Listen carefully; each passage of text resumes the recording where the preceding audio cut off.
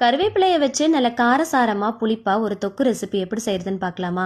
கடாயில கடுகு, உளுந்து, சீரகம், வெந்தயம், தனியா, மிளகு, காஞ்ச வத்தல், கட்டி பெருங்காயம் இதெல்லாமே சேர்த்து ட்ரை ரோஸ்ட் பண்ணி தனியா எடுத்து வச்சுக்கோங்க.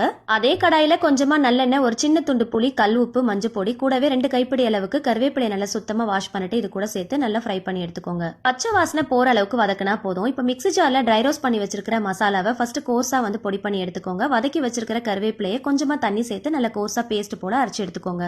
ரொம்ப நைஸா அரைச்சிடக்கூடாது. கடாயில கொஞ்சமா நல்லெண்ணெய் ஊத்தி சூடானதும் கடுகு, உளுந்து, சீரகம், வெந்தயம், காஞ்ச வத்தல் சேர்த்து பொரிய விட்டுருங்க. கை நிறைய பூண்டு, சின்ன வெங்காயம் நறுக்கிட்டு சேர்த்து நல்ல கோல்டன் பிரவுன் ஆகுற அளவுக்கு நல்ல சுருள வதக்கிக்கோங்க. அரைச்சு வச்சிருக்கிற கருவேப்பிலையை சேர்த்துட்டு மிக்ஸி ஜார்ல கொஞ்சமா தண்ணி ஊத்தி அலசிட்டு சேர்த்துக்கோங்க. கைவிடாம சிம் ஃபிளேம்ல வச்சு கலந்துட்டே இருக்கணும். எண்ணெய் பிரிஞ்சு வரும்போது கருவேப்பிலை கொத்து சேர்த்து நல்லா கைவிடாம கலந்துட்டே இருக்கணும். கடாயில கொஞ்சம் கூட ஒட்டாம நல்ல எண்ணெய் பிரிஞ்சு தொக்கு கன்சிஸ்டன்சிக்கு வந்ததும் ஸ்டவ் ஆஃப் பண்ணிடுங்க. சூடான சாதத்துல சுட்ட அப்பளத்தோட சர்வ் பண்ணுங்க. மறக்காம ரெசிபியை சேவ் பண்ணிட்டு ட்ரை பண்ணி பாருங்க.